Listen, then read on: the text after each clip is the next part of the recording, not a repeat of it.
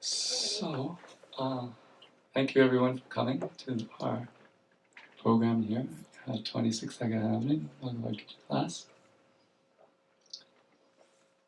Srila Prabhupada started having Bhagavad-gita classes here in 1966, and it's nice to see that there's happening still, although not continuously throughout that time.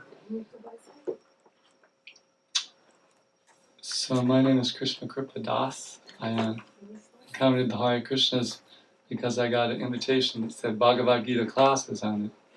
And I'd read different spiritual books, and I heard that Bhagavad-gita was a good book to read if you're interested in self-realization. So I went to the temple, and they invited me to use the time I'd taken off from school to live in the temple and see how much spiritual advancement I could make. So it seemed like a good deal. So, so that was like 40 years ago. I went back to school and I got my degree, and I got involved in more full-time spiritual service. So we're on verse 74 of the 18th chapter, the final chapter, conclusion, the perfection of renunciation. Om Namo Bhagavate Vasudevaya. Om Namo Bhagavate Vasudevaya. Om Namo Bhagavate Vasudevaya. Om Namo Bhagavate Vasudevaya. Om Namo Bhagavate Vasudevaya. Is there anyone here for the first time? Have you been to a Bhagavad-gita class before? Yes. You? Okay, so everybody knows Bhagavad-gita. That's good. Otherwise you have to start with at the whole beginning. So, we just basically finished the whole story and the instructions given by Krishna in Bhagavad-gita, and now we're on the last 5 verses, which are basically Sanjaya, who's the narrator, basically sharing his realization upon hearing Bhagavad-gita. So, translation. Sanjaya said, "Thus I have heard the conversation of 2 great souls, Krishna and Arjuna.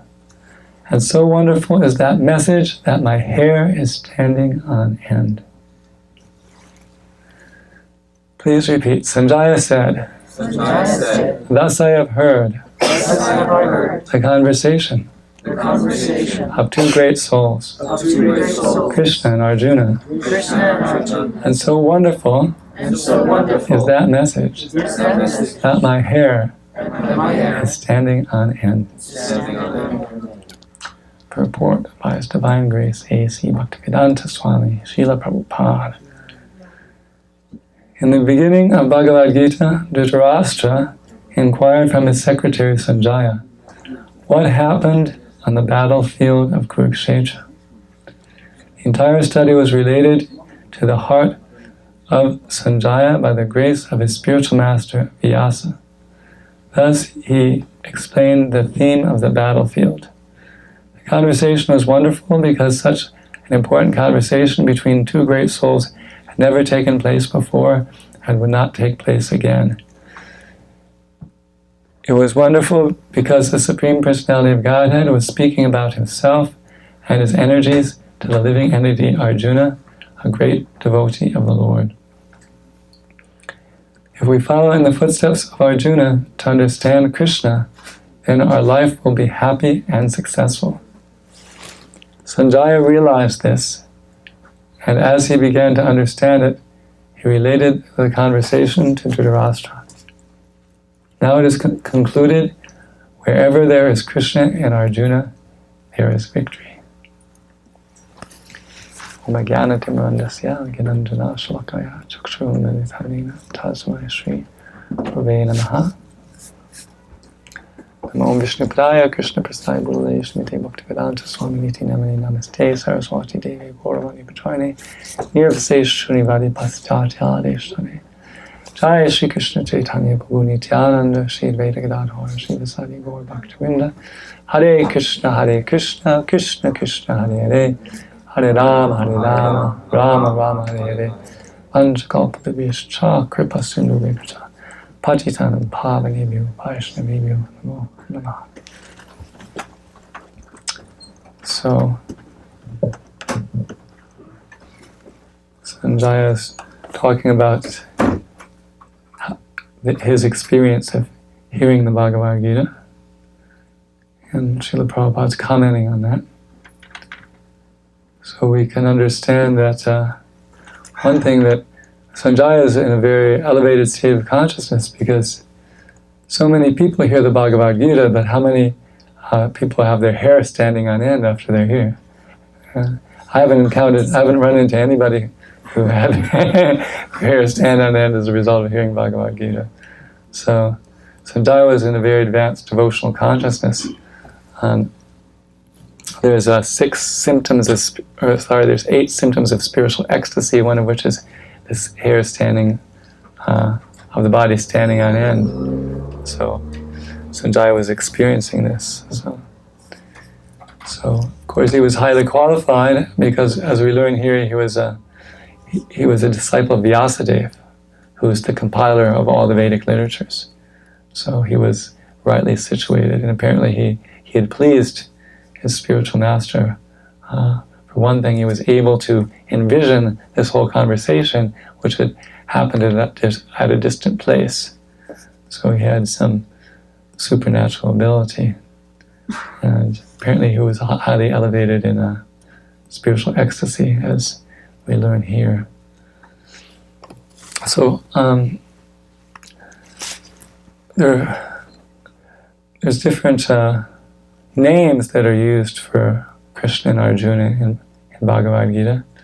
So here Sanjaya is referring to Krishna as Vasudeva. So Vasudeva is a name for Krishna that has at least a couple meanings. One meaning of Vasudeva is son of Vasudeva. So Krishna's father in this incarnation was Vasudeva, and therefore he's called Vasudeva, the son of Vasudeva. And Vasudeva also refers to the all-pervading feature of the Lord. The Lord has different features. He pervades everything. He's present in the heart of the living being, and he has a spiritual form, which was sitting as the chariot driver of Arjuna. And so this all-pervading feature of the Lord is called Vasudeva. And Arjuna is referred to as Partha, which means the son of Pritha. So Arjuna's mother is named Kunti, but she was also called Pritha. So Partha means the son of Pritha. So she was famous as a great devotee, so it's a great honor for Arjuna to be addressed as her son. So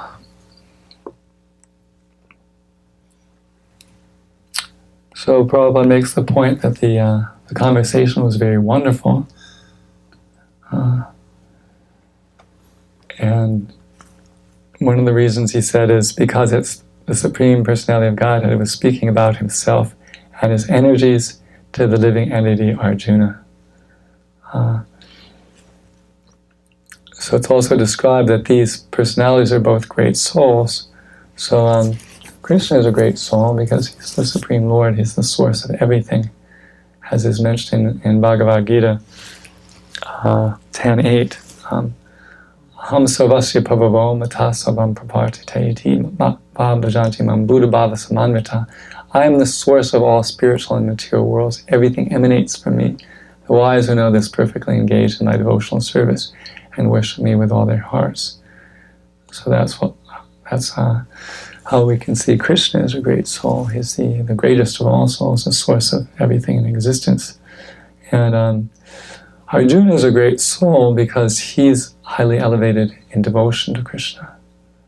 And one who's elevated in devotion to Krishna actually becomes transcendently situated like Krishna. There's this verse at the end of the 14th chapter. Mamcha yoga vabhicharana bhakti yogena sevate sagunansana tityaitan brahmabhuya kalpate, which says, I'd like to read the translation because otherwise I'll paraphrase it. I might miss out something. One who engages in full devotional service, unfailing in all circumstances,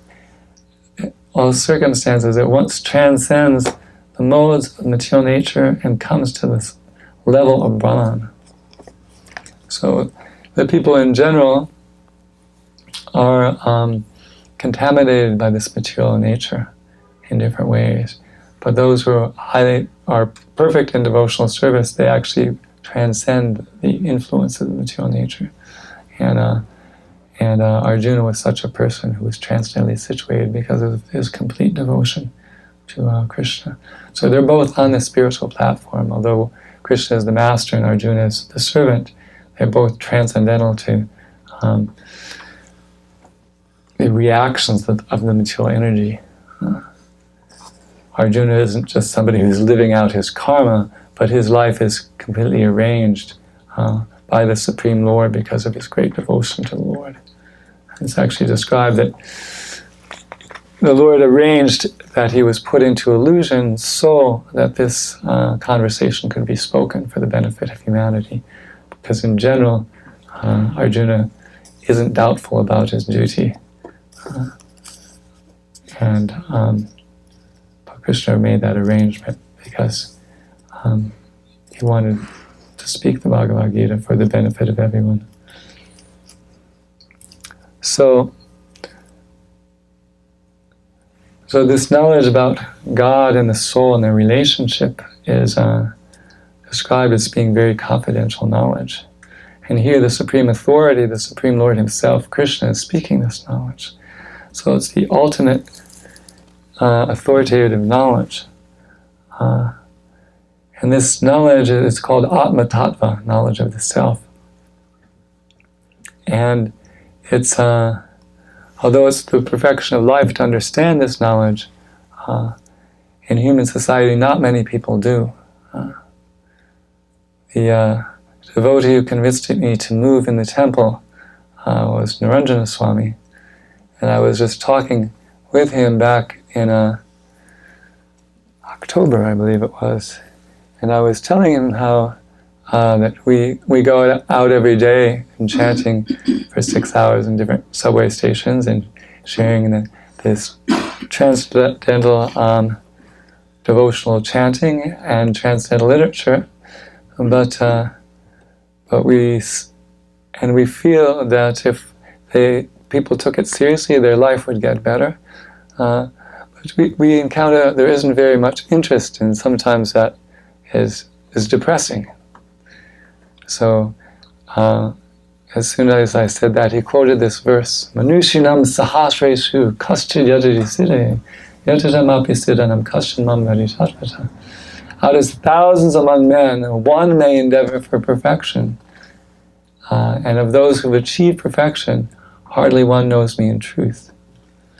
So Prabhupada explains in the purport that the perfection is to understand the soul is different from the body.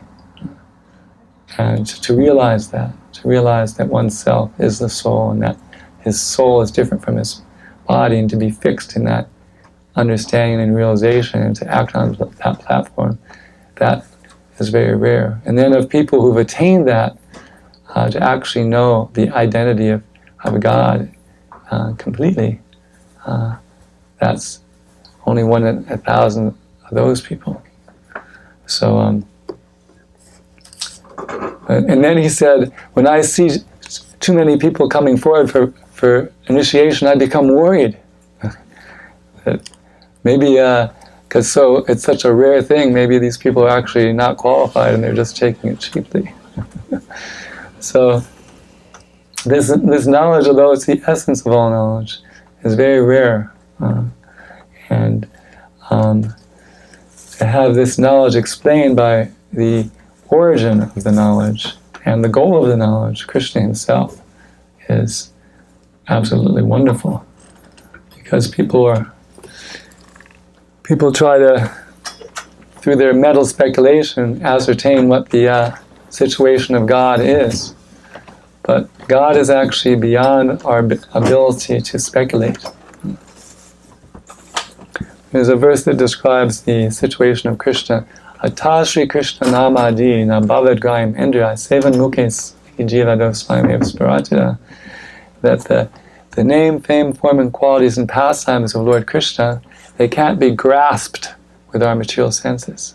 But when one engages in devotional service beginning with the tongue, the senses become purified and these transcendental objects, these transcendental manifestations of Krishna become perceivable, they can become experienced. So, although by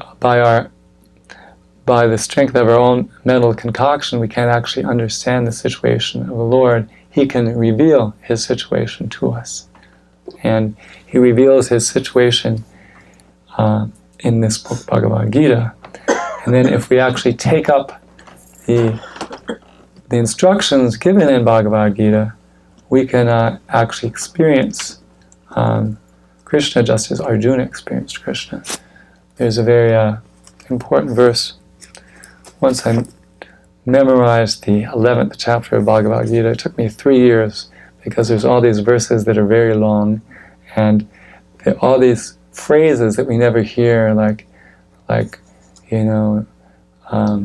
describing the scorching, the heat emanating from the universal form, and the smashing heads ground by the teeth of the universe.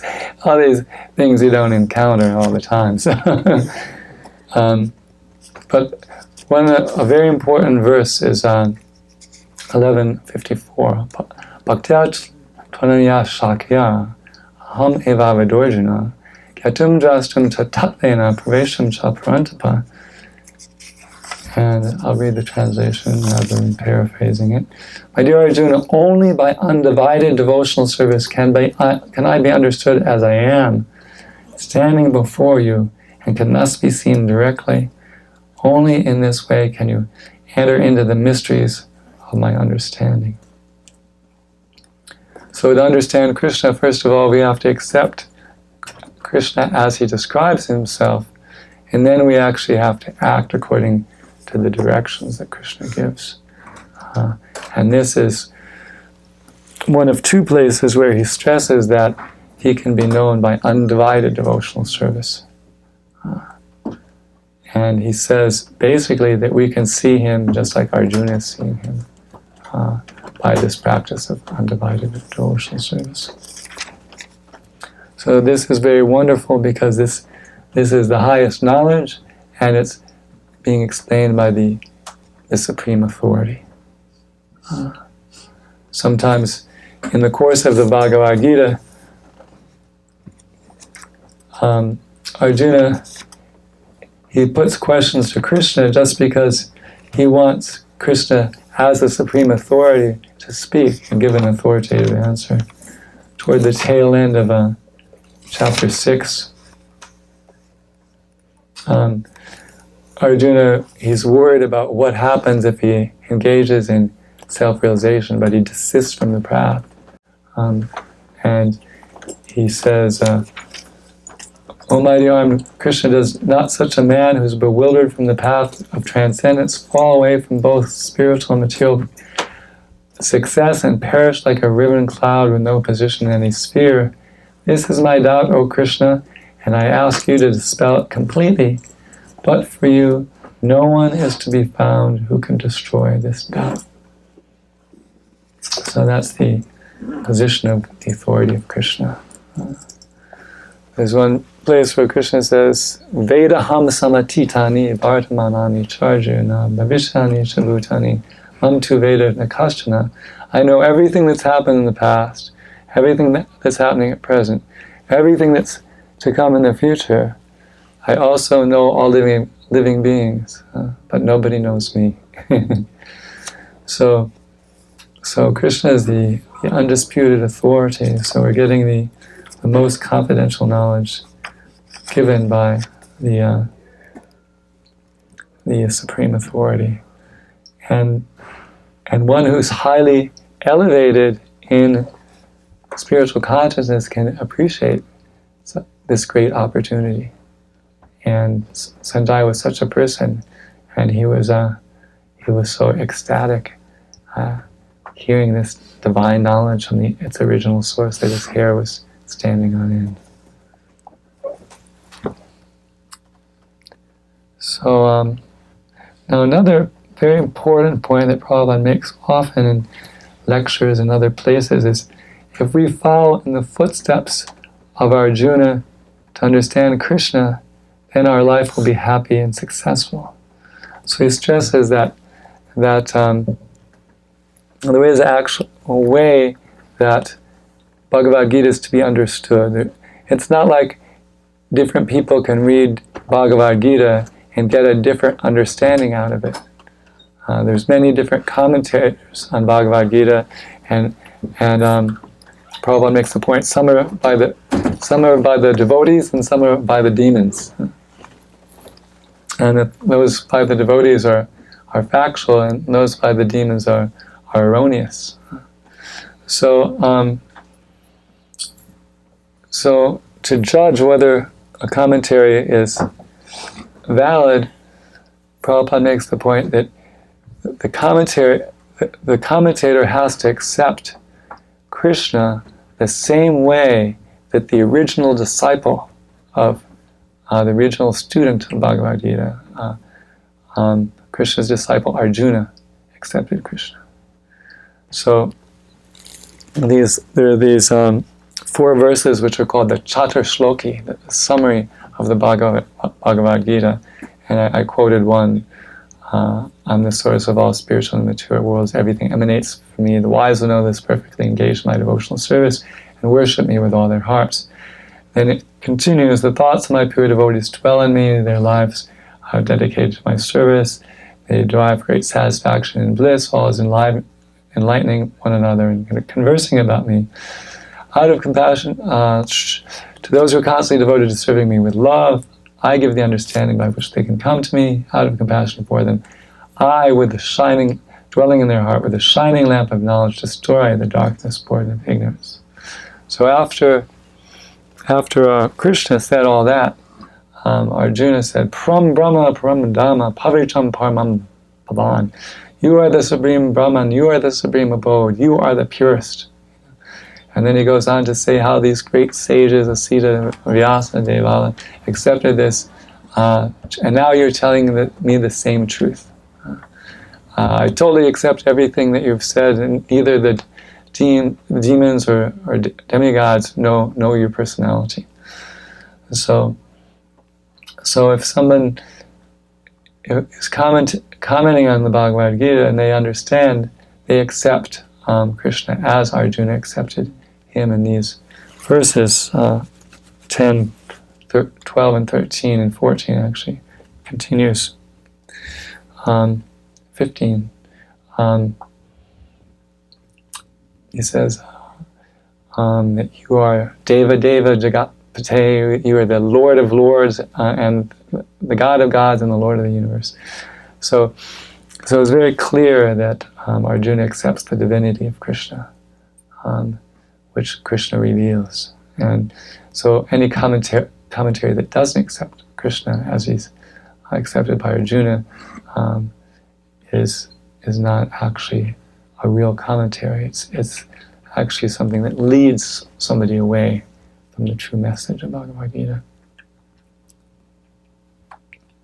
So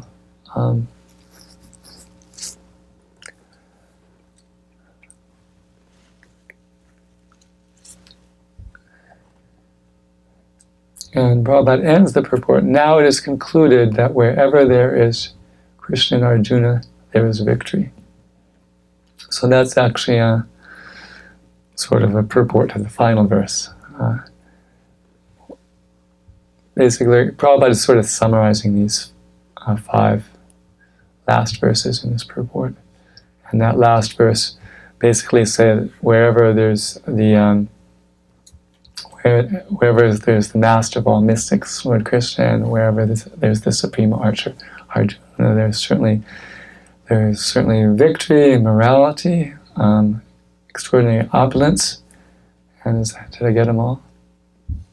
Let's see what the other one is.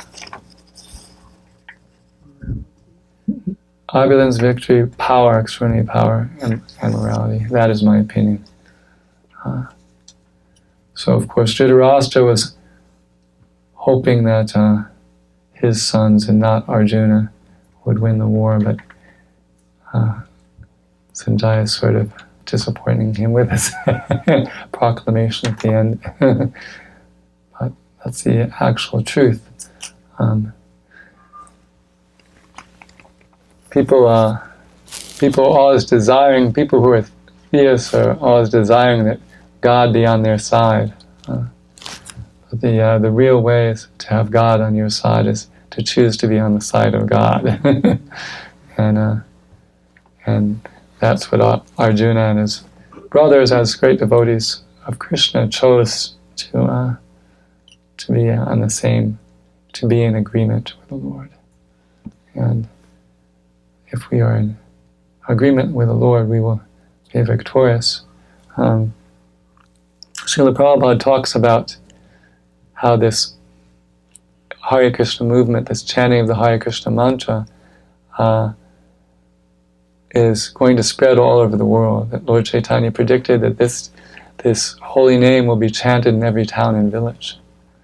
So Prabhupada made the point that it's going to happen for sure. But we have the opportunity to help make it happen. And then if we do that, then we will be a glorious success. And Srila Prabhupada, he came to this very city and to this very place with virtually no support of other people or other funds.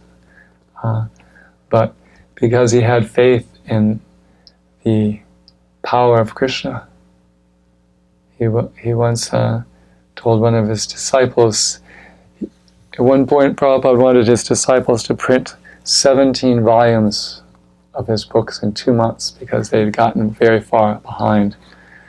And his disciple Ramaswara Prabhu said, "But Srila Prabhupada, that's impossible."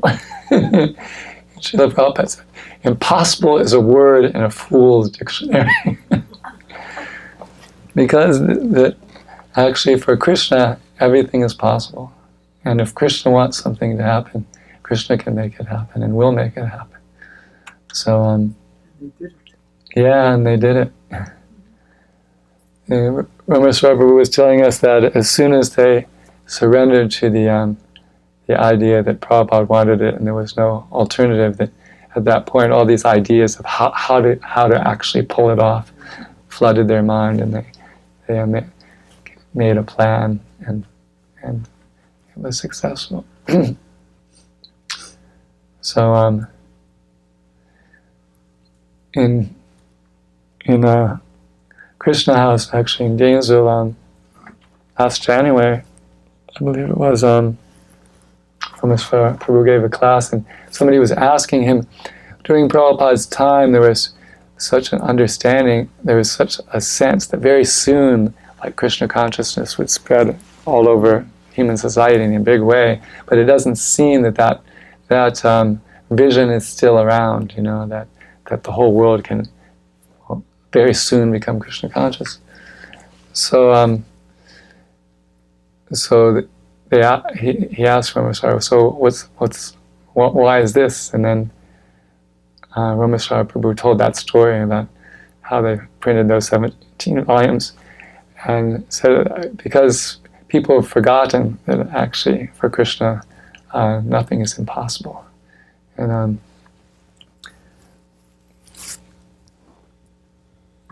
so Prabhupada had that vision, of course, and then in his late 60s he got on that boat in 38 days going across the Atlantic to come to New York.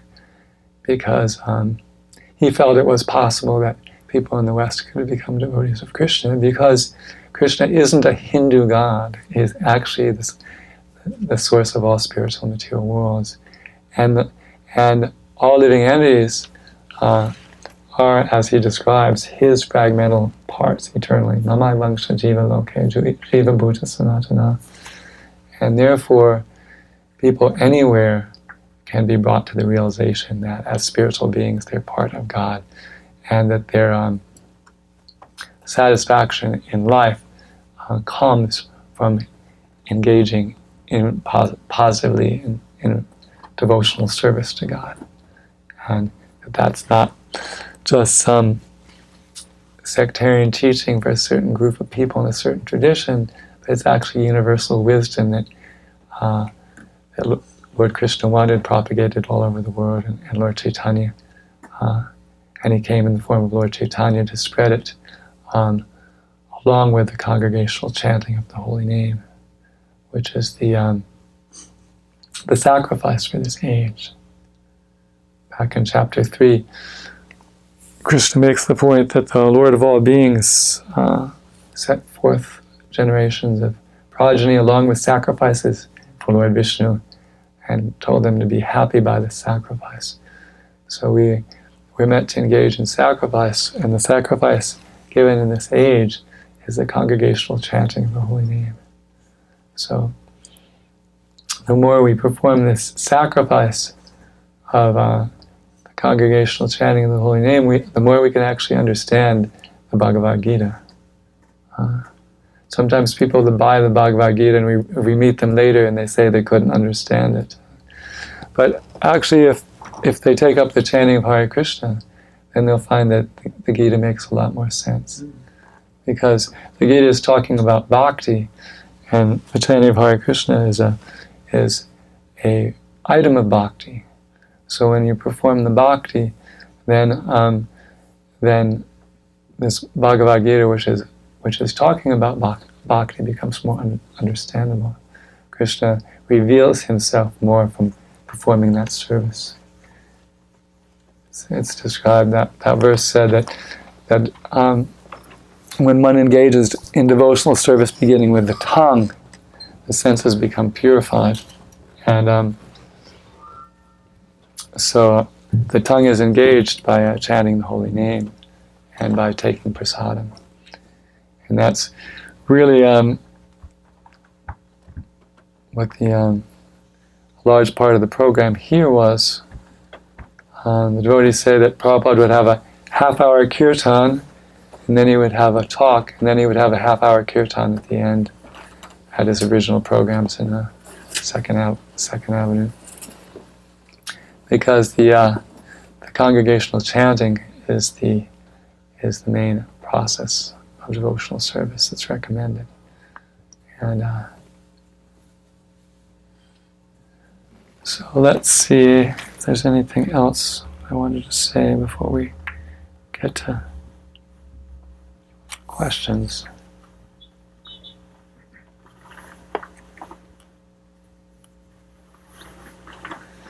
Yeah, there's a few things I thought about this verse. Does anybody have any questions or comments or realizations? We'll ask you first. Oh, somebody else? Well, everyone sort of raised their hand very quickly. Well, a comment. Prabhupada once said, so the battle of Kurukshetra was 18 days. Prabhupada once told us that Krishna can give you the whole world in 18 days. You wouldn't know what to do with it. Right. So the failure for its spreading rests on our shoulders. Yeah. So in the end of the purport, and you made this point, that Krishna says, we follow in the footsteps of Arjuna, we'll be very happy and successful. So I'll put successful aside for a second. If you look at the life of Arjuna and his brothers, it wasn't a very happy life. Their father died young. They were harassed by their cousins. They were exiled. It was one problem after another. So that's what we're supposed to follow. Just one problem.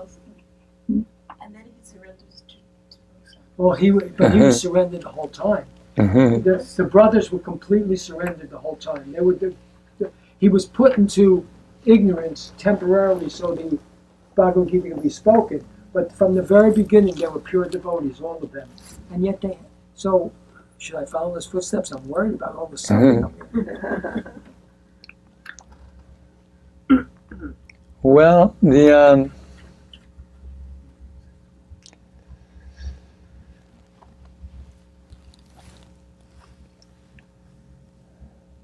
Krishna's program for everyone is different. And the devotees are glorified by enthusiastically playing the role that Krishna desires them to play. So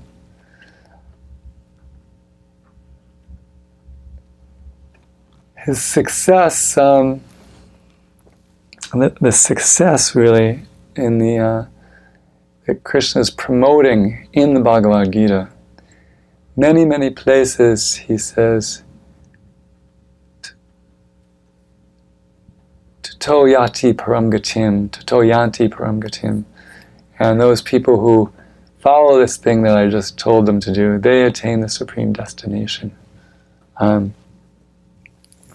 So that's really what he's promoting, is if you lead a life of devotional service, you'll attain the supreme destination.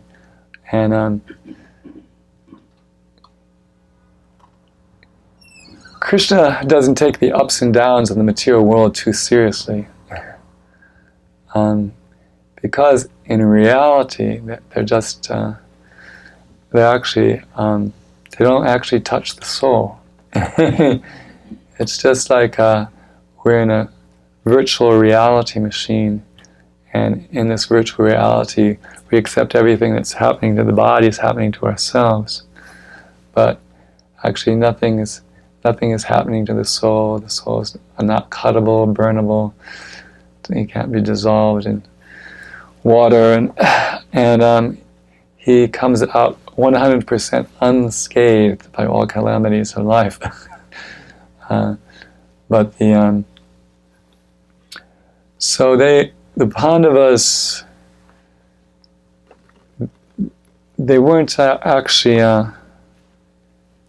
although all these things apparently were happening to them, they weren't in complete anxiety, because they actually knew that Krishna would take care of them all the time.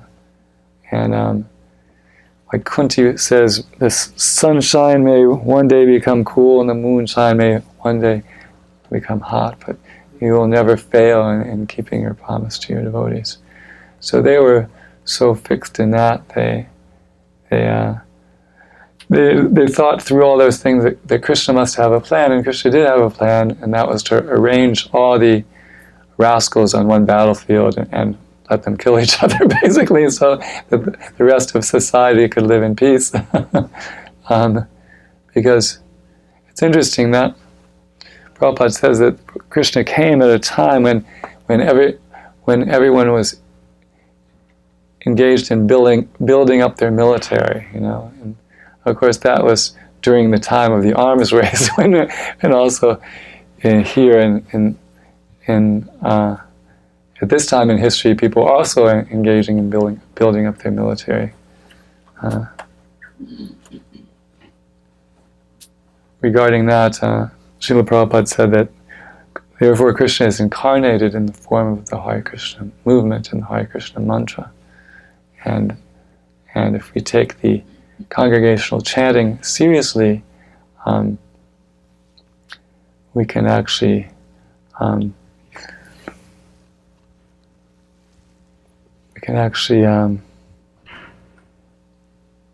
be protected from the downward spiraling course that we seem to be heading at. Because actually the problems facing the world are so great that nobody can figure them out, what to do about them. And even if they could figure out what to do, them, nobody would have the resources to do anything about them. But Krishna is aware of what to do, is able to understand how to solve all the problems of the world, and has that potency to do it. So if we take shelter of Krishna, there's that nice verse, Machita Sarvadurgani Prasadat Tirsitsi Aditachana Hankaram Nasroshasi Vinangshi. Those who take shelter of me, those who fix their consciousness on me, cross over all the obstacles of material life by my grace. But those who do not act in such consciousness of me are lost, basically. So basically that's the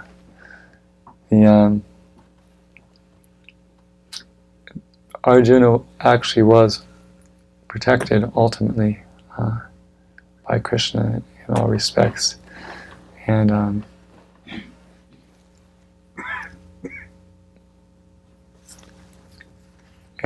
all the great devotees, although like Prahlad Maharaj, he had to encounter so many more difficulties than Arjuna did, but he wasn't afraid of all these difficulties, which is actually inconceivable, because Prahlad Maharaj, his father, because Prahlad was a devotee and his father was the ultimate demoniac personality. He was the ultimate tyrant. And he was so cruel that just because his son believed in God and was promoting God consciousness, that he decided he would try to kill him. And he tried to kill him in many different ways. He tried to poison him, he tried to boil him in ghee, he tried to throw him off a cliff, he tried to have him trampled by elephants. And that in every single instance he was protected. And he wasn't even praying for protection. And Prabhupada describes it, it's like if a child is with his father, he feels completely protected. He doesn't have to ask his father for protection, even in a fearful situation. He knows his father's right there and is going to protect him. So, because Prahlad Maharaj, he could see, we sing in the Nrsimha song, the Lord Nrsimhadev is here, Lord Nrsimhadev is there, wherever I go there's Nrsimhadev. But Prahlad was seeing that, so he was seeing Nrsimhas everywhere, so he didn't have to worry about praying for protection. He saw his protector was personally situated everywhere. And therefore, so a more positive way to see it is that even if things look extremely bad, as they did for Arjuna and many, ultimately will come out ahead. Will be ultimately protected by Krishna. And they did regain the kingdom, and they did attain the spiritual realm. I thought in my own life of an analogy. When I was young, I dislocated my shoulder playing football. Very, very painful situation. Wow. So they brought me to the hospital, and so they had to get the shoulder back in place. So no anesthetics. They laid me on a table. 2 doctors held me down. 1 doctor pulled on my arm until it went back into place. That was painful. Yeah. But the result was I was better. Right. So even if there's some temporary difficulty, as you're pointing out, the result is. And it's amazing how, although it looks really bad, that battle looks really bad, Bhishma Dev states that everyone who died on the battle attained spiritual perfection. So even though it sounds like Krishna was wiping out a lot of people, he was sending a lot of people back to the spiritual world.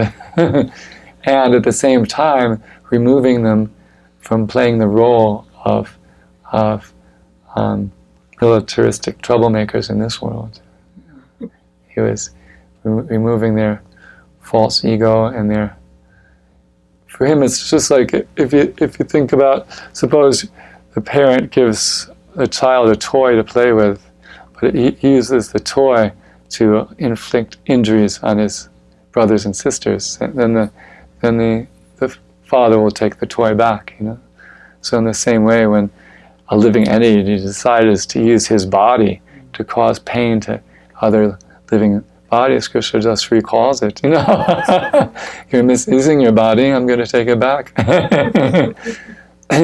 So even though there have been really cruel, miserable people in human society, they're not allowed to stay there so long. They're ultimately kicked out because Krishna doesn't want the rascal people in power ultimately, and he arranges their demise, their premature death, and removal of power, or both. Now some other people had questions. Okay.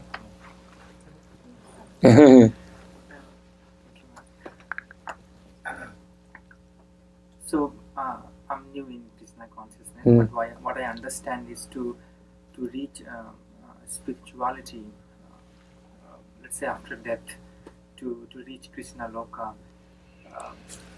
we have to do a very intense spiritual practice, and still a lot of there's a theory which says that you might come back if your karma is not 100% pure. So this is happening in the spiritual way of life, that if you do not practice 100% perfect spirituality, you might come back. But those who are not practicing spirituality, those are demonic, right? So their karma is far worse than the karma of people who are practicing Krishna consciousness, right? So why it is that those people who are demonic, my English is bad, so when they were killed, they directly went to Krishna, and they did not come. In Mahabharata, you said all the bad people who were killed, they went to heaven or Krishna Loka.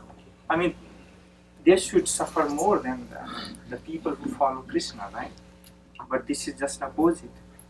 No, everyone attained perfection, not just the demonic people, but everyone. That was the verdict of Bhishma Dev, who was a Mahajan, and basically that was because they died in the presence of Krishna. So Krishna, as I mentioned in that verse, Param Brahma Param Dhamma Pavicham Paramam Bhavan, you are the supreme pure, Pavicham Paramam Bhavan. So just the presence of Krishna is so purifying that they become purified from their sinful reactions by being killed by the arrows of Arjuna in the presence of Krishna. So, and that's mercy. That's a manifestation of Krishna's mercy, because Krishna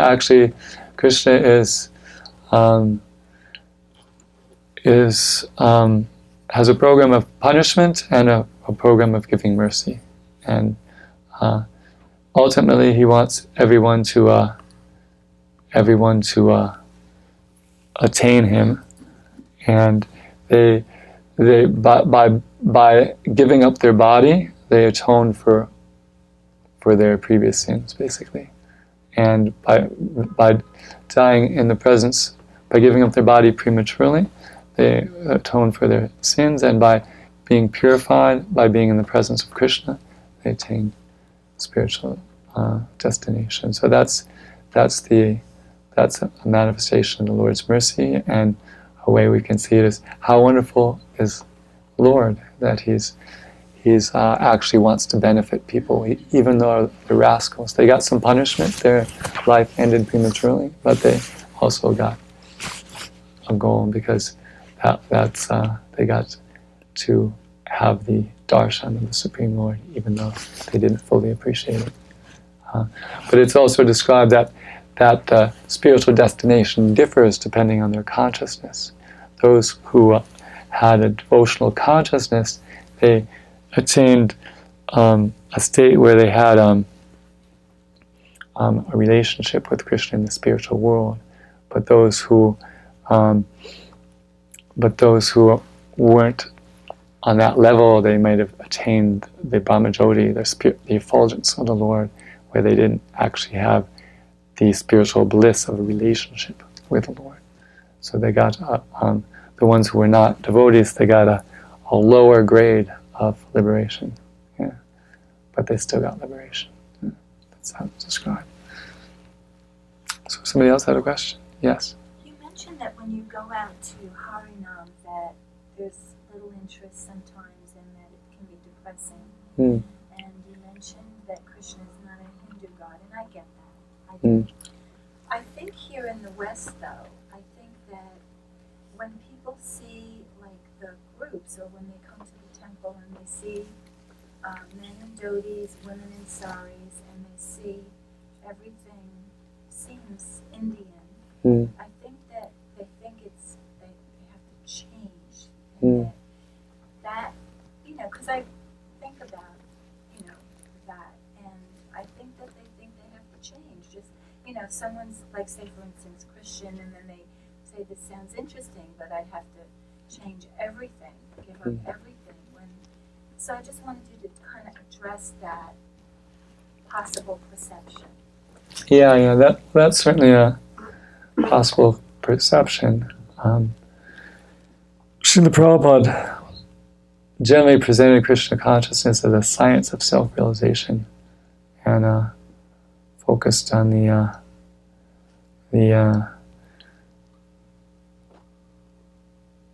like you would say that, like Krishna talks about how the soul transmigrates from boyhood to youth to old age. So it's not that just happens to Hindus, but it happens to, or Indians. It's the universal principle, and that how this knowledge is given as scientific knowledge of the soul of God and the relationship. So,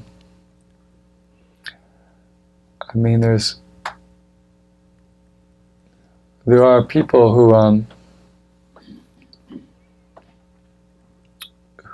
accept Bhagavad-gita, accept Srila Prabhupada,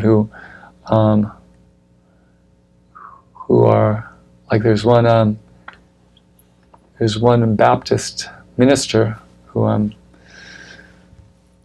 likes to read Prabhupada's books and my Guru Maharaj's books, and he still works as a Baptist minister, but he reads Bhagavad-gita and he chants Hare Krishna, and he appreciates that this is universal wisdom.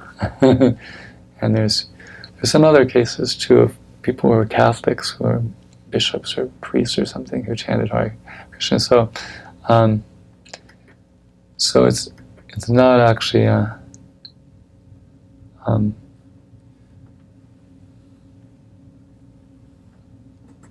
fact that one has to adopt all the Indian aspects of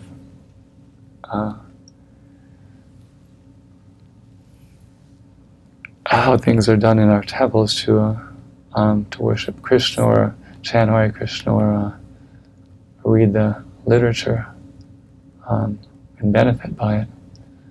So there's different people try different programs to cater to people who would be turned off by those sorts of things. Bhakti Tirtha Swami, he had his Institute for Spiritual Technology in Washington. I was talking to a really sweet lady who ended up going to that and becoming a Hare Krishna devotee. Let's see, I can't remember her name.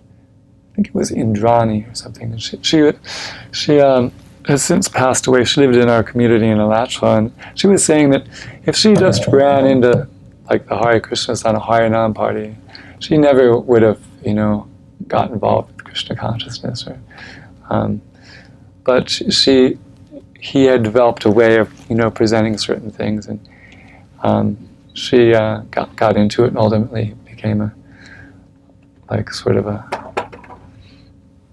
very sweet Hare Krishna devotee with a lot of nice realizations as a follower and disciple of Bhakti Tirtha Swami. So there's some people who have strategies for reaching out to people that are successful in that way. So let's see. It's interesting, sometimes people, they consider Krishna consciousness to be like un-American, whereas like Christianity is American, but when you actually think about it, Christianity came out of the Middle East. And Krishna consciousness comes out of India. So, in one sense, neither is American, really. So it's sort of humorous, actually. But any other points?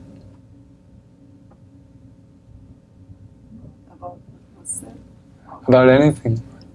Until, I guess we go to 7:30 and then we have kirtan for half an hour and then we have prasadam.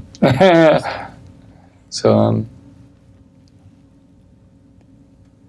I personally, there's some people who can just talk and talk and talk and talk, but I like to answer questions because, for one thing, it means at least one person's interested in what I'm saying, the person who asked the question, and it gives me sort of a focus to talk on. So if anybody has any questions about anything related to Krishna, and because everything emanates from Krishna, everything is related. Did you have a question? Did you ask your question? Really, Hare Krishna. Yeah. It's an observation. Oh, yeah. A question. You mentioned Niranjan Swami and the point that you made here about difficulty of preaching and stuff. Could you speak a little bit more? Niranjan Swami, as you know, is very successful in preaching mission in Ukraine. Mm. And Eastern Bloc countries, there's a huge revival of Krishna consciousness. And when Prabhupada was here, the US, the East Coast and the West Coast were both very fertile for Krishna consciousness. So, just my observation was: is it to do with time, place, and circumstance? That why the Eastern Bloc countries are so fertile at the moment? Is it because maybe in the West people are more affluent and Yeah, like for example in Ukraine, the life of people in places like Ukraine and Russia, it's pretty austere, So the life of a devotee is sort of austere too. So they don't have a problem with austerity, but they get much better results performing the austerities of a Hare Krishna devotee than they perform the austerities of an average Ukrainian or Russian. So they feel they come out ahead, and they don't accept, whereas we have more variety of sense gratification and more distractions. Devamrita Swami won't let his Ukrainian disciples relocate to Australia, where he also preaches, because they'll get distracted by the material opulence and decrease their Krishna consciousness. But the thing is that ultimately, people do burn out on material life everywhere, in all kinds of situations, and it's important that we're out there. As somebody who chants in different cities every day almost, one thing I noticed was wherever I go, there are the Jehovah's Witnesses.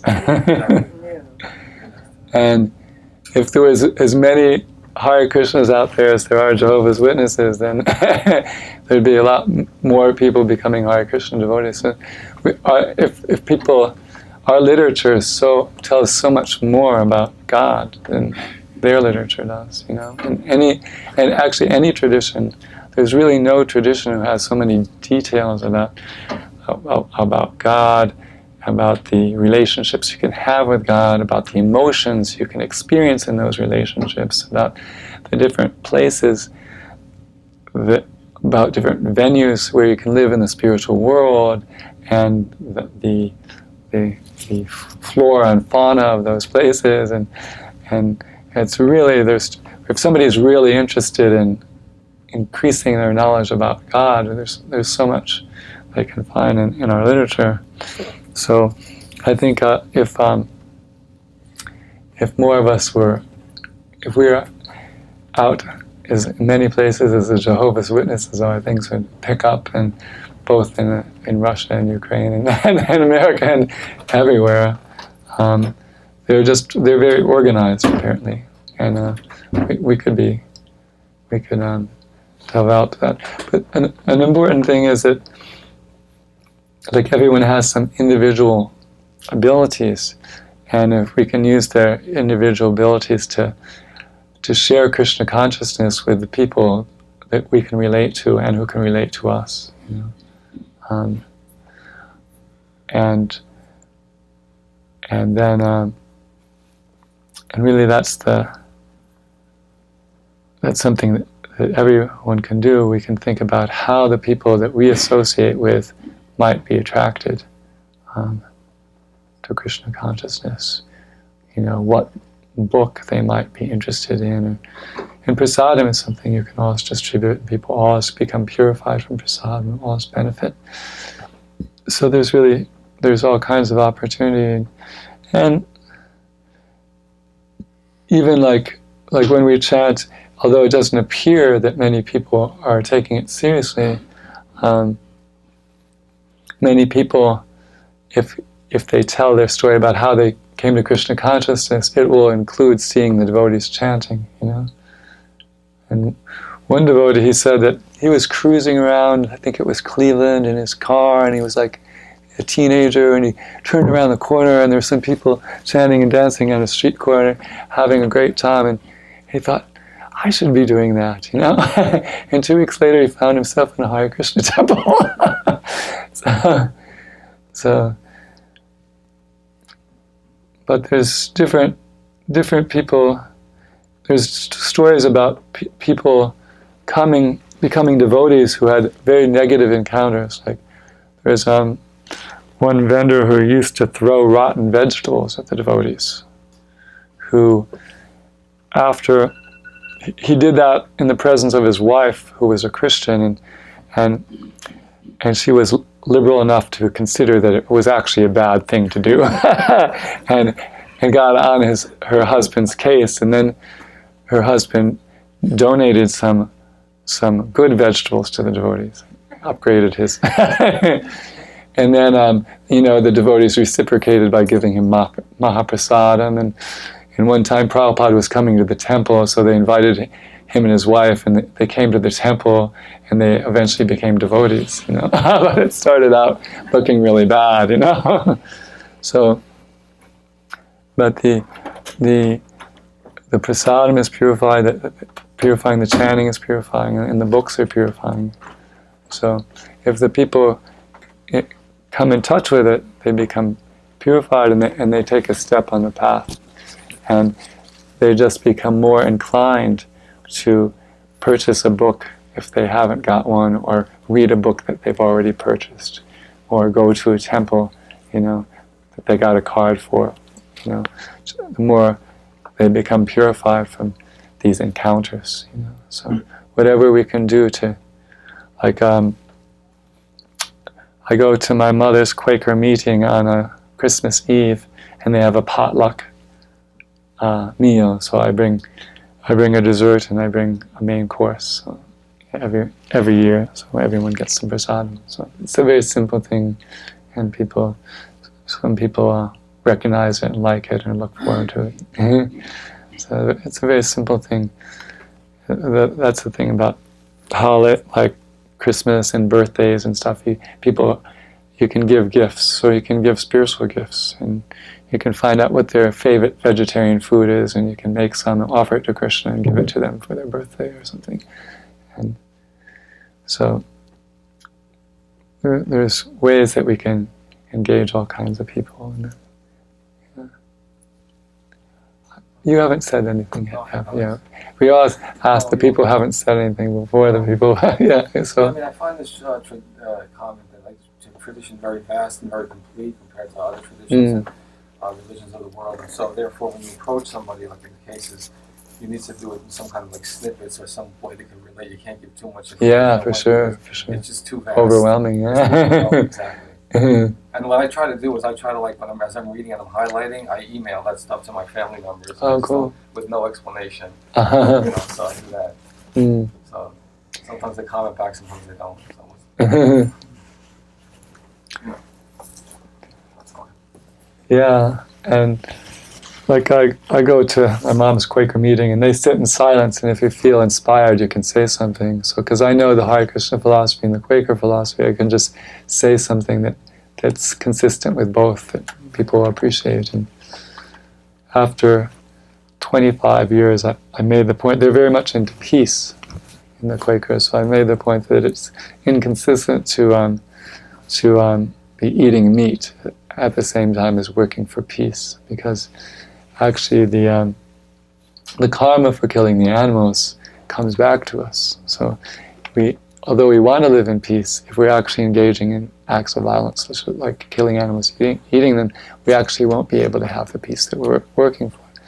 So like 3 or 4 people said, they liked what I had to say, but I didn't say it like, the week after I became a devotee. I let many years go by until I got, I got tired of having it in my mind. I just thought I should share it because some people would appreciate it. And I did it in a good enough way that no one was blown out, and 3 or 4 people said they liked what I had to say, So we can, knowing different groups of people we interact with, we can know what part of the philosophy we can share with them. Like if I spoke against abortion, it wouldn't have gone over with those people, But they're very liberal, and some of them would appreciate, vegetarianism and animal rights, So. But whereas with the conservative Christians, if we say we consider it to kill the embryo in the womb is an act of violence, they appreciate it. The right-wing Christian people, they increase in their respect for us. It's interesting,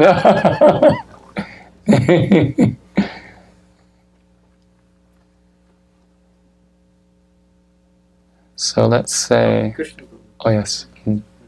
Well, thanks for the class. I have a question, but I think before the question, I have some appreciation. Like I saw you at Union Square today, and I was just walking by, and it was really cold outside, and all by himself, he was just chanting Hare Krishna, like very simply. You had Srila Prabhupada's books, by the side, and so I was very touched by because I saw this, and you didn't have anybody else with you, and all by yourself. And like you said, the Jehovah's Witnesses, I've seen them many places, just 1 or 2 person, or sometimes they're alone. So I really liked it that you could do this all by yourself, and book distribution and Harinam at the same time, without really without really bothering anybody, like very non-offensive way, because I've done book distribution. Sometimes people, they do get annoyed, So anyways, that was really touching. So I just want to ask you, like, how to stay motivated to do that kind of a thing, because I would like to do that. So how do you, how, because we see groups of devotees, right. But I think because it's not possible to always go out with devotees. So how do you stay motivated, all by yourself, and just very humbly, he was sitting on the floor very humbly, like, and he's a graduate of Brown University and in computer science. And so, just this is so touching that how does one do that, like without any expectation. I noticed that you were doing it without expecting anything from anybody, and they were walking away, and so yeah, can you just sort of motivate, me, like how can one, do that sort of a service? Well, of course, the chanting of the holy name is so widely glorified in the revealed literatures. And Prabhupada did want everyone in the temple to go out for at least an hour every day. There's a letter to that effect. And that letter was never superseded by another letter saying, no, actually it was a bad idea, don't do it. It's still on the books, And the thing is, I can just say that sometimes when it feels like no one's appreciating it all, and I feel how austere it is, I just think about Prabhupada getting on that boat, and and for 38 days to come to America. And my little 3 hours sitting out there, which is what I do in other places, is actually insignificant to Prabhupada getting on that boat. And but that he had such conviction that this holy name can save the world. This holy name can take people who are going to become degraded as animals in their next life and give them a human body and actually take them back to the kingdom of God if they're a little submissive to it. His absolute faith in the holy name and his willingness to do something that was, a big thing, get on a boat for 38 days with no certainty of you're going to meet on the other side. And then while I was singing today, I was thinking that although we like people to give us money and accept books, actually it's easier for people to give us money than it is to accept books. I spent a lot of time convincing people who already gave me some money to take a book. But I just think that Lord Chaitanya, he wants the name chanted in every town and village. So just the fact that I'm saying the holy name and people are hearing it, Lord Chaitanya is already happy. No? Lord Chaitanya is happy. That I just have to keep chanting and Lord Chaitanya will be happy. And Lord Chaitanya realizes the power of the holy name. He realizes all these people's karma is reduced to zero, that a seed of love of God is being planted in the heart, and that they'll get another chance to engage in devotional service. And it's described, the Prabodhananda Saraswati Thakur, he has a prayer to Lord Chaitanya. And the last line is, Vishvam Purna Sukhayate. The pure devotee of Lord Chaitanya, he sees the whole world is full of happiness. He sees that the holy name is spreading all over the world and all the degraded people are being elevated. So, so I may not be on that level, but I know that just the fact that people are hearing the holy name, that Lord Chaitanya is satisfied, and that's, that's success, 100% success, guaranteed. And I've just, we sing 6 hours a day with this Harinam party, but for the marathon, I decided to go out for an hour or two, and before or after, and see if what happened. But yesterday I did 168th Street, where they fixed the elevator for the one train after many, many months to celebrate. And people were very liberal.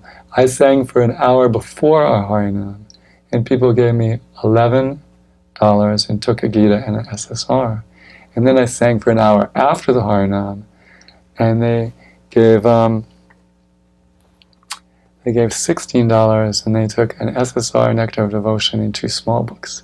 And that was like very, amazing success. So I could see that Krishna was reciprocating with my endeavor to go out and to give me an amazing day, because that was a new place. I'd never done it. And Ram Roy just out of the blue said, "Why did you try 168th Street? They fixed the elevator there. Chant by the elevators." And I just did what he said, because one principle in spiritual life is to, do what your authority says. So I just said, okay, I won't just do 1 hour before or 1 hour after. I don't know which would be better. Maybe it's better after because it's more like rush hour. So I did both, and it was amazing. So.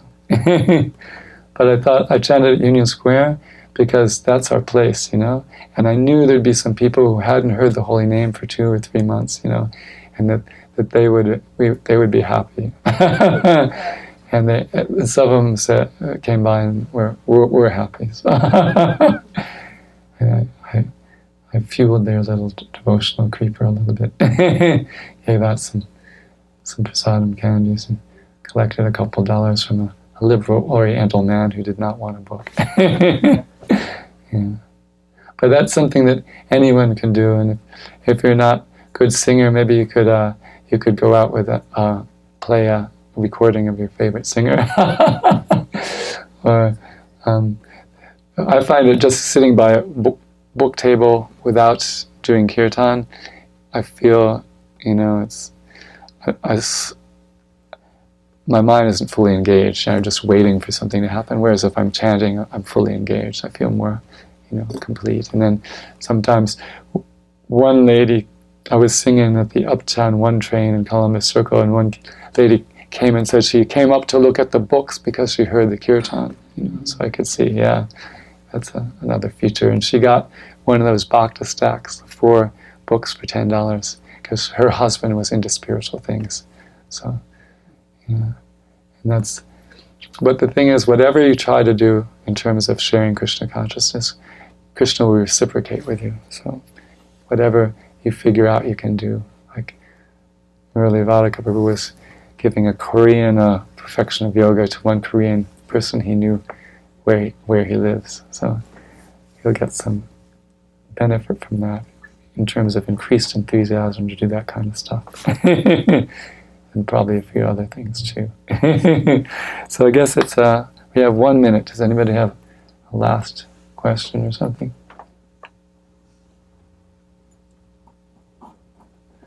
Okay, well, I'm sort of a stand-up kirtan person, but you can sit, but I'm going to stand up.